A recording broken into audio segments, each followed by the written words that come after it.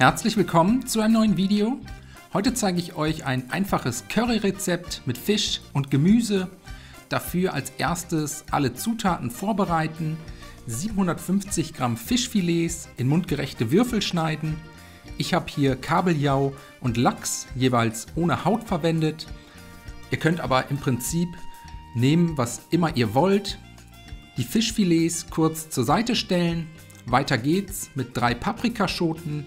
Waschen, entkernen und ebenfalls in mundgerechte Stücke schneiden und außerdem einen kleinen Kopf Blumenkohl, etwa 500 Gramm, in Scheiben schneiden und dann grob in Stücke hacken.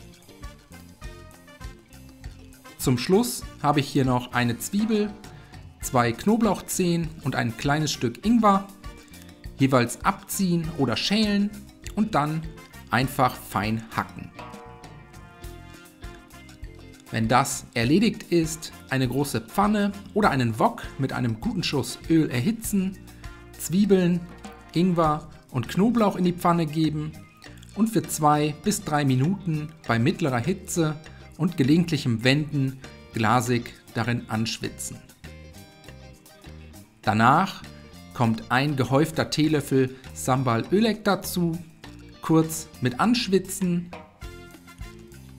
und jetzt das Gemüse in die Pfanne geben, alles einmal gut miteinander verrühren, damit sich alle Zutaten gleichmäßig verteilen können und dann Gemüsefond dazu gießen, etwa 400 Milliliter, außerdem eine Dose gehackte Tomaten dazugeben und zum Schluss noch eine Dose Kokosmilch, das Curry einmal gut umrühren, dann zum Kochen bringen und für 10 bis 12 Minuten bei niedriger Hitze köcheln lassen, dabei zwischendurch immer mal wieder umrühren und sobald der Blumenkohl die gewünschte Konsistenz erreicht hat, kommt der Fisch in die Pfanne, die Fischstücke jetzt in der Pfanne verteilen, dabei darauf achten, dass sie gut mit Flüssigkeit bedeckt sind und dann sanft weiter köcheln lassen, so lange bis der Fisch gar ist und sich ganz leicht zerteilen lässt.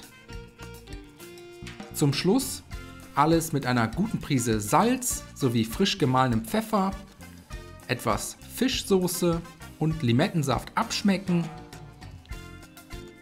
Ein letztes Mal umrühren und danach können wir auch schon anrichten.